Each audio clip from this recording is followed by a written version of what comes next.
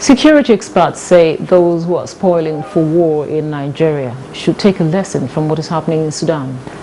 This is because a disagreement between the president and head of the Sudanese military forces, General Abdel Fattah al-Burhan, and the leader of the Rapid Support Forces, RSF, General Muhammad Hamdan Dagalo, has brought humanitarian crisis to the country. The duo, who had allied to oust former long-lasting dictator President Omar al-Bashir, capitalizing on the protracted protests by pro-democratic forces demanding a return to elective rule, a transitional diarchy of military and civilian representatives was set up to work out the terms of a new democratic order. But Burhan and Dagalo overthrew the arrangement, and Burhan assumed the presidency while Dagalo became his deputy.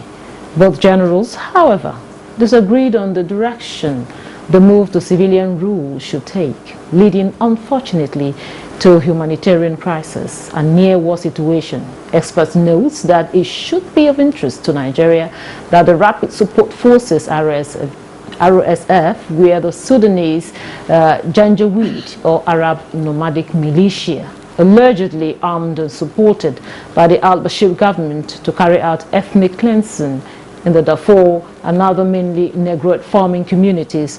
When the Darfur war and humanitarian crisis ended, al-Bashir brought Dagalo and his 100,000 strong forces closer to his government, with the ultimate intention of integrating them into the regular Sudanese army. Should we say simply dining with the enemy? Welcome to Nigeria Today. I am Eucharia Clinton.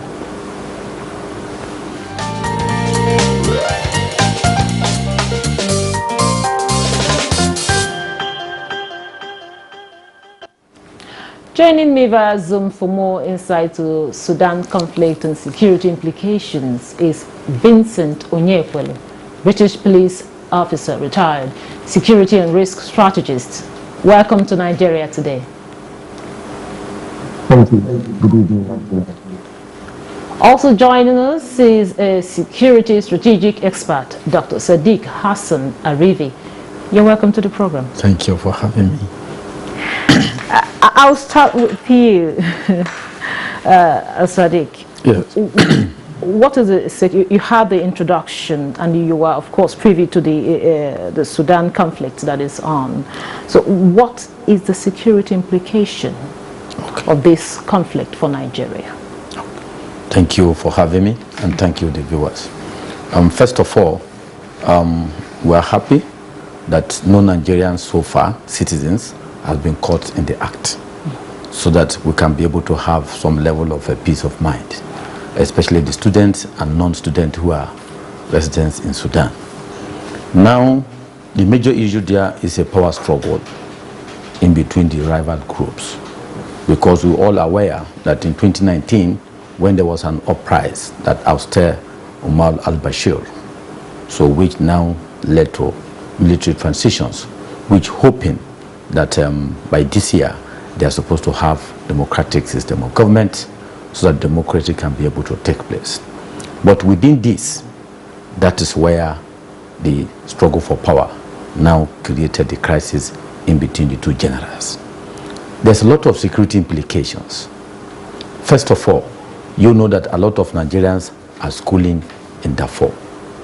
Now, by this crisis, which means their educations, the curriculum, everything will cut off.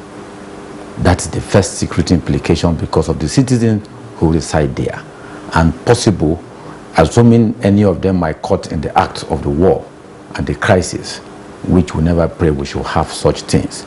So which means we are losing our citizens in another country, which is not something we should hope to have.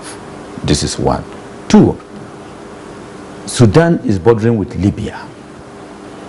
And when there's a crisis in any country in Africa, not even only in West Africa, if you feel it's not happening in your country, the security implications is everywhere. So which means Africa will not be safe, not talk less of Nigeria, because there will be proliferations of small arms and light weapons. So if all this gets into the hands of illegals are now moving towards into Nigeria, you could see you are going to have a lot of illegal weapons, which the non-state actors use mostly to create mayhem, especially currently our own internal security challenges in terms of bandit and what you have Boko Haram, where they are using light weapon. So this is why some of these security implications of such crisis, if it continue and if it's not curtailed, because you are going to have a lot of inflow into your country, small and light weapon, which will create another insecurity. So these are some of, for now, the security implications that we're likely to face if it is not quickly curtailed. Vincent, Dr. Sadiq has, given us some of the implications. So can you also throw more light on some of the implication of these conflicts, the security implication of this conflict to Nigeria? First off my head, obviously, it's quite new in Africa that a national army, now I'm talking about the Sudanese army, that a national army are being challenged by a so-called paramilitary organization. It's a new nomenclature in Africa, because in Africa, we have seen the dominance of the army. Now, don't forget, in the military, we have the army, which is called the land forces, whereas we have the navy, which fight in the seas or in the rivers or in the ocean, and we have the air force that fight on the sky. It's the first time in Africa that we hear that a paramilitary organization is fighting and almost fighting at a stalemate, or even having an upper hand against a national army, a national military. That is now bringing the Air Force, the Navy, the Land Force together. Don't forget what is a paramilitary organization. In Nigeria, the Nigerian Civil Defense Force is a paramilitary organization. Other organizations like the Mobile Police Force is a paramilitary organization. Although, do not forget this, the Nigerian police, the police force is not, I repeat, is not a paramilitary organization, though the Mobile Police Force, which is a department of the police, is a paramilitary organization. So think about it in Nigeria. The possibility of the Nigerian Civil Defense, the NCDC, fighting the Nigerian military, the Air Force, the Navy, and the Land Force together and holding them at a stalemate. So I think it's a dangerous new entrance in the African conflict issues that a paramilitary organization can fight the national military comfortably, because they are copycat criminals. The challenge of this means that tomorrow, another paramilitary organization might have reasons to refer that in Sudan, the paramilitary are able to fight the military of Sudan. So I think it's what criminals can easily copy and paste in their country, in countries like Nigeria and other countries in Africa. So it's a big threat, because we've always seen in Africa the military is the biggest threat. That once they step in, most coups in Africa are sponsored by the military. And we have so many coups across Africa where we have military generals taking over power from the civil population. It also shows, second threat also shows that the military in Africa are beginning to lose their respect. Because if they had gone to the civilian transition as they promised, these shenanigans would not have happened. So the military are losing their respect because of their inclusion in politics in their different nations. These are two threats I can mention to you off here. Now, still on you, Vincent, from what you can see on ground, what are we likely to see in the months to come as regard this conflict? It's going to twitch. It's going to twist in that the first general being General Fatah El Bonham. I like him so much because he has almost a similar name to the Egyptian president that was once a military officer that now became a civil president in Egypt. So I'm talking about General Fattah el-Sisi. So General Fattah el-Bunhan is learning so much from the Egyptian president, General Fattah el-Sisi, and they are neighbors in the northern part. In the other part of the country, being Libya, Mali, all the countries that surround Sudan are they are not comfortable when it comes to their governance. There is a chance that if this war lingers, it could erupt issues in neighboring countries like Libya, like Egypt, like Ethiopia, that is still fighting war even up to today in Ethiopia. And don't forget Mali and Central African Republic. And in conclusion, the most populous group in Sudan are called the Sudanese Arabs. So both the two generals are from Sudanese Arabs. And one wonders that Nigerian President, our dear Lord Muhammadu Buhari, has been a regular visitor in that region. There is no year since 2015 that President Buhari has not been either to Sudan or to Niger Republic, which is a neighboring country to Sudan, or to Chad Republic, which shares borders with Sudan, or to Egypt, or to Ethiopia. Because Ethiopia is more like almost an annual trip for our dear President Buhari. So the questions are there things happening in Sudan that Nigerians can help to calm? And for the fact that Nigeria has been very slow to go and save and evacuate their citizens. They just ended the evacuation today, being Wednesday. Many countries have done this before today, but thank God they've been evacuated. About the record of Nigerians wounded, injured, or possibly been killed, the record is not there yet. We've not heard anything. But you know what happens in Nigeria. It may have happened, it may not have happened, we may not hear anything. So in conclusion, we as a country has to make sure that we don't copy anything from Sudan to paste in Nigeria. Because South Sudanese are staying clear of those crises in North Sudan. The South Sudanese that just left Sudan some years ago, people doubted if they can survive. And all of a sudden, they had their wars and now they have peace. And now Northern Sudan are having conflict. They are staying away. Egypt is staying away. Ethiopia is staying away. I don't want Nigeria to stay away because don't forget, there's only one country that divides Sudan with Nigeria, and that is Chad Republic. Between Nigeria and Sudan is only a Chad Republic. So we have to be careful not to get into issues in this conflict. But however, we can be part of the peace force in that country. Thank you very much, Vincent. Dr. Sadiq, you had him there. A lot of countries are staying away. But Nigeria being a big brother in Africa, yes. Do you think we should stay away, given the security implication to our country and to other, I think it's a mistake for the countries in Africa who are staying away. Because unrest in one of the nations is insecurity in all the African nations. But despite that, it is because it is struggle for power within the same pot that causes this. So if you look at it also again, each country has to be careful. Which side are you going to be? Is it on the general, who is the head of the armed forces, or the head of the paramilitary?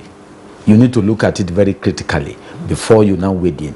These are also why most of the country are looking at it, because siding on one, it can generate another crisis on the other hand. So it is on this basis that you see that Nigeria is looking at it. But generally, being the big brother of Africa, and being that we have a close relationship with South Sudan, what I will advise is that our president should move ECOWAS and African Union for ceasefire agreement for some times, to see how can they be able to come to the round table and discuss, which means you are taking the two struggle power in the same pedestal. But if you eventually now say, okay, you are siding on the one part, that might create more crisis. So that is why I said what we can quickly do, Nigeria should rally around other countries, being the big brother, and said, look, the only thing we could do now is to look at the two sides and say, okay, first of all, let us apply ceasefire agreement. Then if that can be achieved, then from there, you can now start looking at it. How do we solve the problems? Because every other country in Europe, British, American, they are all evacuating their citizens out of the country. United Nations too is talking about ceasefire. So because this is one strategy that can be applied now. But if all of them look at it and now stay clear, then the matter can be generated in the next few weeks to come. So one aspect they can use is to make sure go into ceasefire, which means the two struggle for power, you put them in the same pedestal. Don't be sided for now. Then that is one way you can return peace and get into the root of the matter and see how solutions can come. Mr. Vincent, you had what Dr. Sadiq has to say there, but you talked about other countries staying away. Could the issue be tackled differently? Staying away, is it the best for African countries? Now, when I mean staying away, listen, you cannot be struggling with your democracy and you're trying to dial into another country's democracy that are still struggling. General Mohammed versus General Al-Dunam are both having a civilian democracy. That is why we are here today. Had it been that the both generals agreed or stayed with the plan or the strategy of the 2021 transition to a civilian government, but what they did was to plan a coup and lock up the civilian president that was presenting them according to the protests of 2020. So the two generals are military men that are used to fighting wars. They never supported democracy. Now come back to Nigeria, where we are still struggling with the after effect of the 2023 general election, where a lot of people have concern.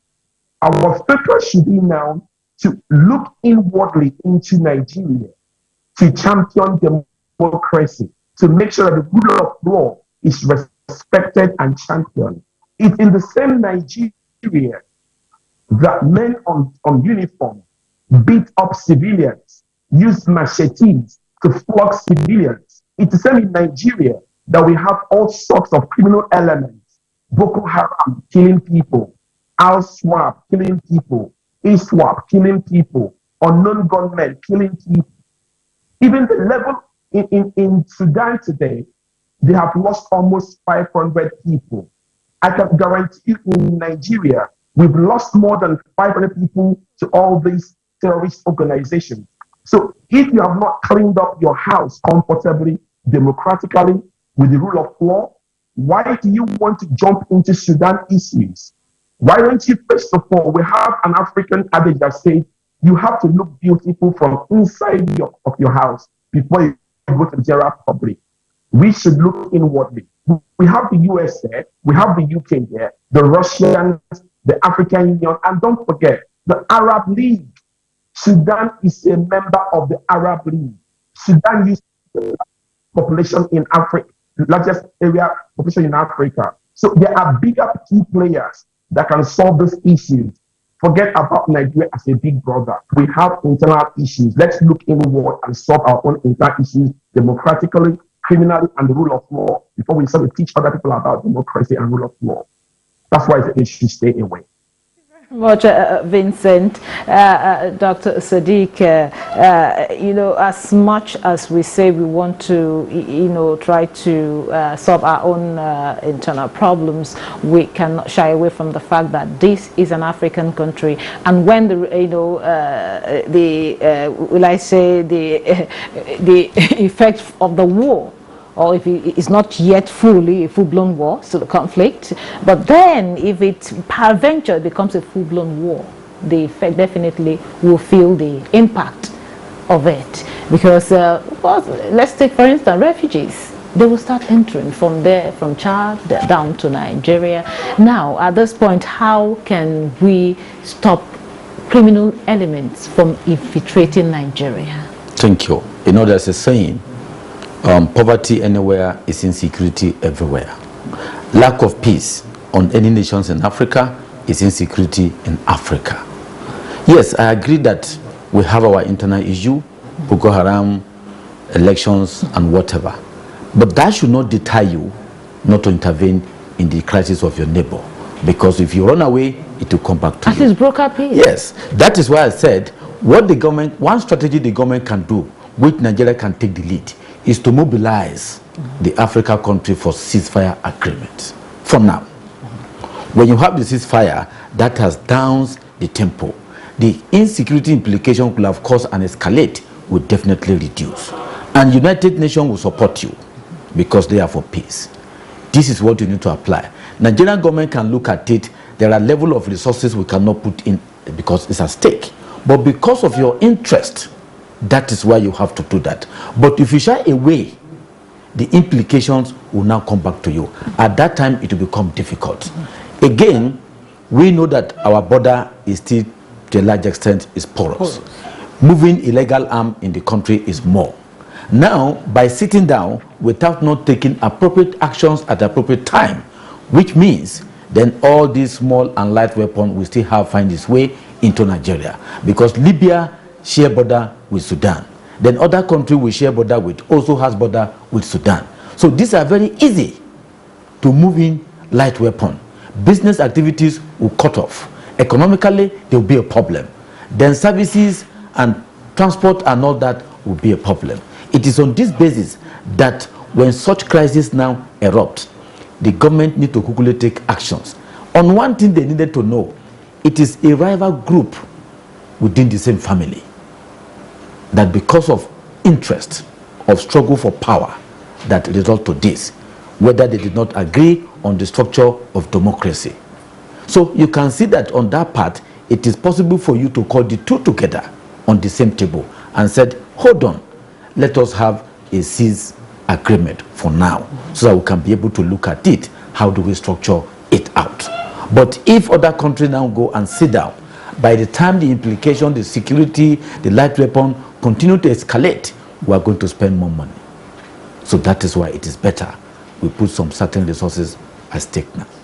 So that is why I said one of the strategy the federal government can apply, which our president can do that, is to call the other African country immediately and said we should go for ceasefire agreement for now.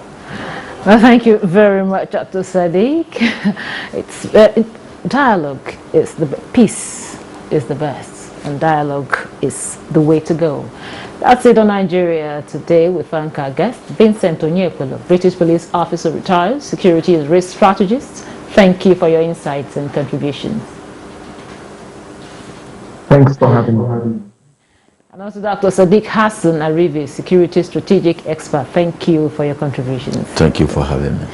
And also to our viewer, thank you for always keeping the date. Don't forget, Nigeria Today air weekdays at 7:30 p.m. on NTA News 24. You can watch this and other episodes on www.youtube.com/NTA News 24 Hub. I am your carrier, Clinton. Hope to see you tomorrow.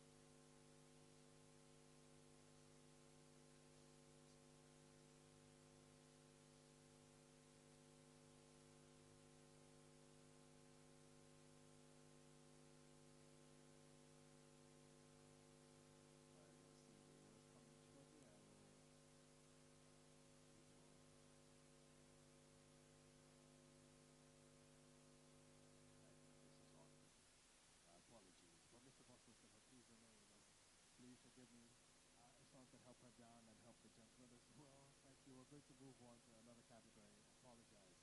I was a page behind. Forgive me. All right, moving on.